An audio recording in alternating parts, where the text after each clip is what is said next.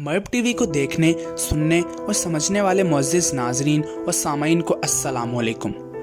दोस्तों, इस वीडियो में हम जानेंगे कि क्या ब्रेन ट्रांसप्लांट पॉसिबल है और ये भी कि दुनिया में सबसे पहले ब्रेन ट्रांसप्लांट कब और किसने किया।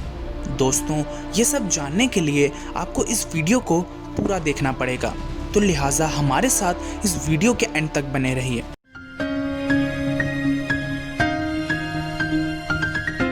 साल 2015 में एक इटालियन न्यूरोसर्जन सर्जियो कैनावीरो, जो एक चाइनीज़ ऑर्थोपेडिक सर्जन जिनका नाम रेन जियोपिंग है, उनके साथ मिलकर दुनिया का फर्स्ट ब्रेन ट्रांसप्लांट की बात मीडिया से करते हैं।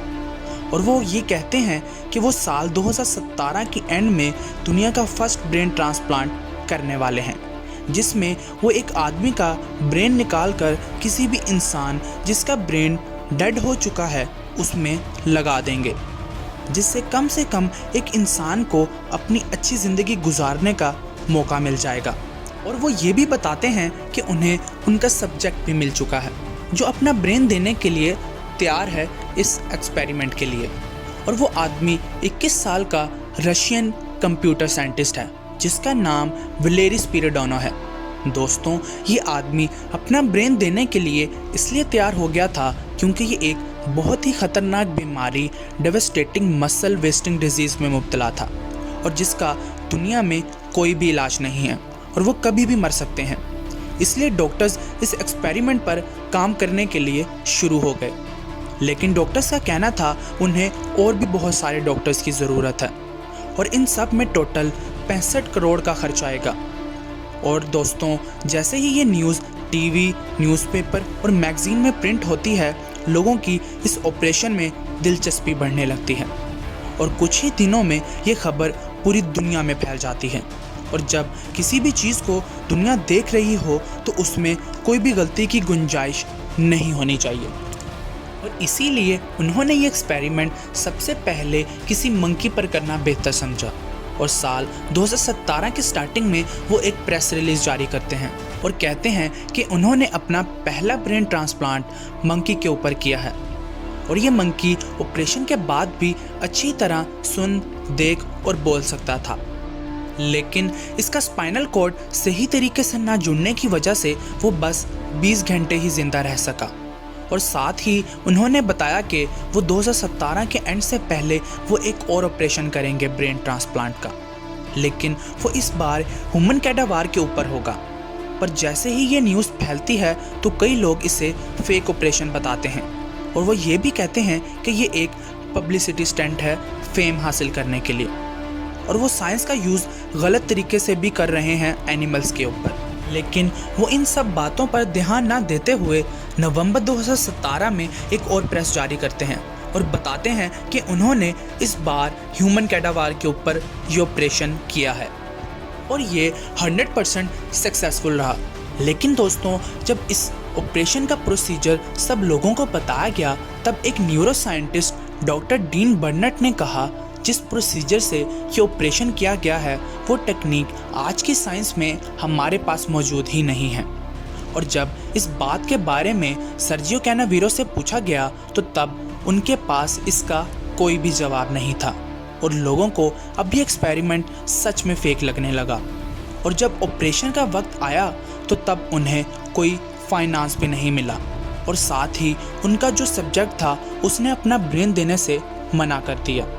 लेकिन दोस्तों, इससे आगे हम जानेंगे कि कौन सी वो मेन रीजंस थी जिसकी वजह से ये ऑपरेशन नहीं हो सका था और क्या टेक्निकल प्रॉब्लम्स आई जिसकी वजह से कैनावीरो को झूठ बोलना पड़ा और दुनिया के सामने एक फेक ऑपरेशन करने की नौबत आई। तो इसमें सबसे बड़ा रीज़न ये है कि हमारे ब्रेन को कॉन्टिन्यूस ब्लड फ्लो चाहिए होता है और जब हमारा ब्रेन बॉडी से अलग होगा तब उसे ब्लड नहीं मिलेगा और दोस्तों, ब्लड फ्लो ना होने की वजह से उसे ऑक्सीजन और न्यूट्रिशन नहीं मिलेगा और इस वजह से उसका नॉर्मल टेम्परेचर चेंज हो सकता है और इन्हीं सब वजूहात से इसका ब्रेन डेड भी हो सकता है। और दूसरा रीज़न ये है कि हमारा ब्रेन हमारे ऑटोनोमिक नर्वस सिस्टम को कंट्रोल करता है जो ब्रीदिंग और हार्ट बीटिंग के लिए रिस्पॉन्सिबल है। दोस्तों, इसलिए ब्रेन ना होने की वजह से सांस काम नहीं करेगा और हमारी मौत उसी वक्त हो सकती है। और दोस्तों, अगला रीज़न ये है कि इस ऑपरेशन के दौरान डॉक्टर्स को स्पाइनल कॉर्ड काटना पड़ता है और ब्रेन ट्रांसप्लांट के बाद उसे जोड़ना बहुत ही मुश्किल हो जाता है। और दोस्तों, अगर हम मान लें इस दौरान डॉक्टर से अगर गलती भी हो जाती है तो हमारी बॉडी का मूवमेंट जो कि स्पाइनल कॉर्ड कंट्रोल करता है वो नहीं होगा और हमारी बॉडी का कंट्रोल हम खो देंगे। और दोस्तों, इन सब के बाद भी अगर हम सब कुछ ठीक कर लेते हैं तो तब भी हमारी बॉडी ब्रेन को रिजेक्ट कर सकती है। और ये चीज़ ब्रेन के साथ ही नहीं बल्कि दोस्तों हमारी बॉडी के और बहुत से ऑर्गन्स के साथ भी होता है। जैसे साल 2017 में लीवर ट्रांसप्लांट सक्सेसफुल होने के बाद भी इस पेशेंट की बॉडी ने उस लीवर को रिजेक्ट कर दिया था।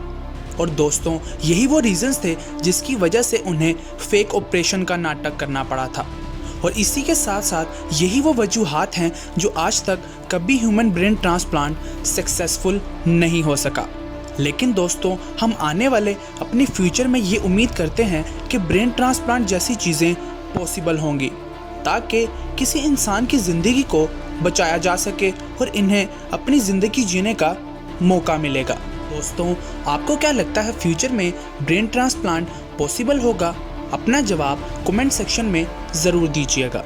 मुझे उम्मीद है कि आज की इस वीडियो से आपको कुछ नया जानने को मिला होगा और आपको ये वीडियो भी ज़रूर पसंद आया होगा। दोस्तों, अगर आपको ये वीडियो अच्छा लगा तो इसे लाइक कीजिए और कमेंट सेक्शन में अपनी राय ज़रूर बताइएगा। और अगर आप इसी तरह की इन्फॉर्मेटिव वीडियो देखना और सुनना पसंद करते हैं तो हमारे इस चैनल को सब्सक्राइब कर दें और साथ बेल आइकन को भी ज़रूर प्रेस कर दें। मैं मिलता हूँ आपसे इंशाल्लाह नेक्स्ट वीडियो में। तब तक के लिए अपना बहुत सारा ख्याल रखिएगा। अल्लाह हाफिज़।